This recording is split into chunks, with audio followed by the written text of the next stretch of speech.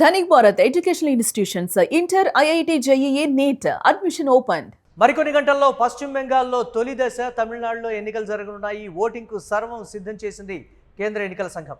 పశ్చిమ బెంగాల్ తొలి దశలో 16 జిల్లాల్లోని 152 సీట్లకు ఓటింగ్ జరగనుంది. పోలింగ్ కోసం 8,000 కేంద్రాలు ఏర్పాటు చేశారు.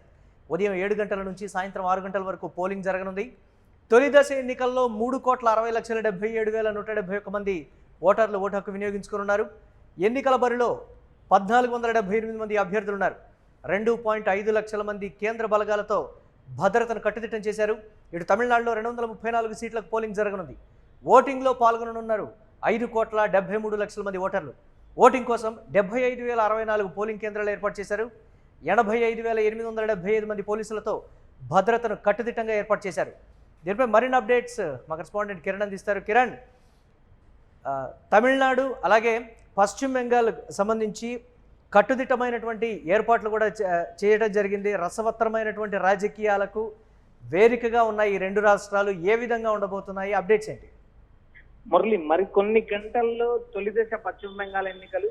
తమిళనాడులో పూర్తి స్థాయిలో 234 స్థానాలు కూడా రేపు ఎన్నికలు జరిగాయి. అయితే ఇక్కడ ప్రధానంగా పశ్చిమ బెంగాల్ తొలి దశలో 16 జిల్లాల్లో 152 సీట్లకు పోలింగ్ జరుగుతుంది. దాదాపు ఎన్నికల సంఘం అధికారులు 8,000 పోలింగ్ కేంద్రాలు ఏర్పాటు చేశారు. ఉదయం 7 గంటల నుంచి సాయంత్రం 6 గంటల వరకు పోలింగ్ జరగనున్నది. తొలి దశలో దాదాపు 3,60,00,000కు పైగా ఓటర్లు తమ ఓటు హక్కును వినియోగించుకున్నారు. 77,171 మంది తొలి దశలో ఎన్నికల బరిలో 1,478 మంది అభ్యర్థులు ఉన్నారు. 2.5 లక్షల మంది భద్రతా బలగాలతో ఎన్నికలు జరుగుతున్నాయి. ఇక్కడ ప్రధానంగా తమిళనాడులో 234 అసెంబ్లీ ఎన్నికల పోలింగ్ జరగనున్నది. దాదాపు 5,73,00,000 మంది ఓటర్లు తమ ఓటు హక్కును వినియోగించుకున్నారు. ఉదయం 6 గంటల నుంచి ఉదయం 7 గంటల నుంచి సాయంత్రం 6 గంటల వరకు పోలింగ్ జరగనున్నది. అయితే ఇక్కడ సమస్యాత్మకమైన ప్రాంతాల్లో, వెస్ట్ బెంగాల్లో సమస్యాత్మకమైన ప్రాంతాల్లో పోలీసులు అత్యంత కఠినమైన భద్రతను ఏర్పాటు చేశారు. ఇటు తమిళనాడులో కూడా దాదాపు 85,875 మంది పోలీసులతో భద్రత నిర్వహించారు. దాదాపు 75,000 పోలింగ్ కేంద్రాలు తమిళనాడులో కూడా ఎన్నికల సంఘం ఏర్పాటు చేసింది. అయితే రేపు జరగబోయే ఎన్నికలు దేశానికి ఒక దిక్సూచి లాంటివంటూ ఇప్పటికే ప్రతిపక్ష ఇండియా కూటమి ప్రసారం చేస్తుంది. ఎందుకంటే వెస్ట్ బెంగాల్లో బీజేపీ సుదీర్ఘ కాలం నుంచి గెలవడానికి ప్రయత్నం చేస్తుంది. 2019 పార్లమెంట్ ఎన్నికల నుంచి కూడా మమత కోట పైన బీజేపీ జెండా రెపరెపలాడించాలనే ప్రయత్నాలు చేస్తూనే ఉంది. 2021 ఎన్నికల్లో కూడా బీజేపీ 77 సీట్లతో ప్రతిపక్షానికి పరిగెత్తుంది. ఇక్కడ తమిళనాడులో కూడా ఏదైతే స్టాలిన్ ను ఓడించడానికి అన్నాడీఎంకే కూటమితో జతకట్టింది బీజేపీ 27 అసెంబ్లీ స్థానాల్లో పోటీ చేస్తుంది. మరోపక్క స్టాలిన్ అత్యంత బలమైన కూటమితో దాదాపు 23 పార్టీలతో కూటమి ఏర్పాటు చేశారు. కూటమిలో కాంగ్రెస్ తో పాటు డిఎండికే, వీసీకే లాంటి బలమైన పార్టీలు ఉన్నాయి. అయితే ఇక్కడ ప్రధానంగా 2 రాష్ట్రాల్లో ప్రతిపక్ష ప్రాంతీయ పార్టీలు ఉన్నాయి. ఈ ప్రాంతీయ పార్టీల్లో నేరుగా తమిళనాడులో ఏదైతే తమ భాషకు, తమ ప్రాంతానికి అత్యంత విలువనిచ్చే తమిళనాడులో బీజేపీ ఎన్డీఏ అన్నాడీఎంకేతో కూటమి కట్టింది. అయితే ఇక్కడ ప్రధానంగా స్టాలిన్ కు నేరుగా తమిళవాదాన్ని తెరపైకి తెచ్చారు, ద్రవిడ సిద్ధాంతాన్ని తెరపైకి తెచ్చారు. నేరుగా బీజేపీని కౌంటర్ చేస్తున్నారు. మోడీకి తమిళనాడుకు మధ్య జరుగుతున్న ఎన్నికలు ఇవి. ఈ అన్నాడీఎంకేకి డిఎంకేకి జరుగుతున్న ఎన్నికలు కాదు. ఢిల్లీ వర్సెస్ తమిళనాడు. ఈ పోరులో తమిళనాడు గెలవబోతుంది. ఇప్పటికే మహిళా బిల్లు రూపంలో ఏదైతే మహిళా బిల్లును అడ్డం పెట్టుకొని రిజర్వేషన్ బిల్లును అడ్డుకున్నాం.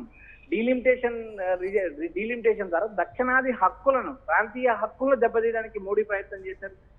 వాటిని కూడా అడ్డుకొని తమిళనాడు విజయం సాధించింది. ఇది ఢిల్లీపై తమిళనాడు విజయం అంటూ స్టాలిన్ ఎన్నికల ప్రచారంలో బీజేపీని, మోడీని కౌంటర్ చేసుకుని విమర్శలు కురిపిస్తున్నారు.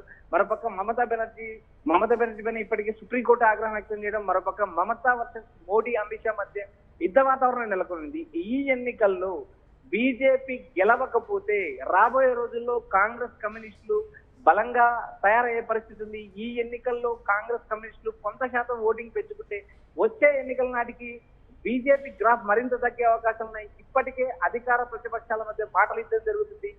రేపు జరగబోయే తొలి విడత పశ్చిమ బెంగాల్ ఎన్నికలు జరుగుతాయి. మరోపక్క తమిళనాడులో 234 అసెంబ్లీ స్థానాలు జరుగుతాయి. హోరీ ఎన్నికల ప్రచారం ముగిసింది. రేపు ఎన్నికలు జరగనున్నాయి. మే 4న ఫలితాలు వెళ్ళనున్నాయి. మురళి, రెండు బలమైనటువంటి ప్రాంతీయ పార్టీలు కేంద్రాన్ని బలంగా ఢీకొట్టబోతున్నటువంటి ఎన్నికలు. దీనికి సంబంధించి ఎలా చూడాలంటారు? గత కొన్ని రోజులుగా జరిగినటువంటి రాజకీయాలు కావచ్చు, ఎత్తులకు పై ఎత్తులు కావచ్చు, ఆయా పరిణామాలు కావచ్చు, దానికి సంబంధించి. మురళి, ఇక్కడ ప్రధానంగా తమిళనాడులో డిఎంకేని ఢీకొట్టడానికి మోడీ, అమిత్ షా అస్త్రశస్త్రాలు సిద్ధం చేశారు. మరోపక్క పశ్చిమ బెంగాల్లో మమత కంచుకోటను ఢీకొట్టి విజయం సాధించాలని బీజేపీ 2019 నుంచి ఎన్ని ప్రయత్నాలు చేసినా ఇప్పటికీ కూడా మమత కోటలో బాగా వేయలేకపోయింది. ఈ ఎన్నికల్లో 294 అసెంబ్లీ నియోజకవర్గాల్లో ఎన్నికలు జరగబోతున్నాయి. అయితే ఇక్కడ ప్రధానంగా మమతా బెనర్జీ వరుసగా 3 సార్లు గెలవడం, అసంతృప్తి ఉండడం, మరోపక్క బీజేపీ మతువా అనే ఒక సామాజిక వర్గానికి ఓటు హక్కు కల్పిస్తాం, వారికి హక్కులు ఇస్తాం అంటూ ఏదైతే బీజేపీ మైనారిటీ వర్గాలకు హామీ ఇచ్చింది ఆ హామీ నెరవేర్చుకోవడంతో మతువా సామాజిక వర్గం ఈసారి బీజేపీకి వ్యతిరేకంగా మారిందనే ఒక అంశ ప్రచారం జరుగుతుంది. మరోపక్క మైనారిటీ ఓట్లను అత్యధిక శాతంలో సర్ ప్రక్రియ కింద తొలగించడం వల్ల మమతా బెనర్జీకి ఎఫెక్ట్ పడుతుందని ఒక ప్రచారం. మరోపక్క మతువా సామాజిక వర్గానికి సంబంధించిన ఎక్కువ ఓట్లను తొలగించడం, హిందూ పోలరైజేషన్ ఓట్లను కూడా అత్యధిక స్థాయిలో సర్ ప్రక్రియ కింద తొలగించడంతో మమతా బెనర్జీకి మరింత విజయావకాశాలు పెరిగాయని ఒక ప్రచారం నడుస్తుంది. ఇక్కడ కేవలం ప్రభుత్వ వ్యతిరేకతను సరైన దిశలో నింపుకొని బీజేపీ అధికారంలోకి రావాలని ప్రయత్నం చేస్తున్నప్పటికీ అది ఎంత మాత్రం సాధ్యమవుతుందనేది మనం వెస్ట్ బెంగాల్ చూడాలి. మరోపక్క తమిళనాడులో ఇప్పటికే అన్నా డిఎంకే గత ఎన్నికల్లో ఓడిపోయింది. ఈ ఎన్నికల్లో బీజేపీతో కూటమి కట్టింది. ఈ ఎన్నికల్లో ఎన్డీఏ కూటమి గెలవకపోతే రాబోయే రోజుల్లో అన్నా డిఎంకే స్థానాన్ని విజయ్ ఆక్రమించే పరిస్థితుంది. 234 అసెంబ్లీ స్థానాలకు విజయ్ నేరుగా ఒంటరిగా పోటీ చేస్తున్నారు. ఇటు డిఎంకే బలమైన అధికార పక్షంగా 23 పార్టీలతో జతకట్టింది. మరోపక్క ఎన్డీఏ కూటమి 5 పార్టీలతో జతకట్టింది. అయితే రాబోయే ఎన్నికల్లో ఎవరు గెలుస్తారా ఏంటి అనేది మనం మే 4 వరకు వేచి చూడాలి. ఇప్పటికున్న మెరుగైన సర్వే ఫలితాలు, మనకున్న అంచనా ఫలితాలు, యూటీవీ గ్రౌండ్ రిపోర్ట్ ప్రకారం అటు డిఎంకే వైపు విజయావకాశాలు ఉన్నాయని ఒక అంచనా ఉంది.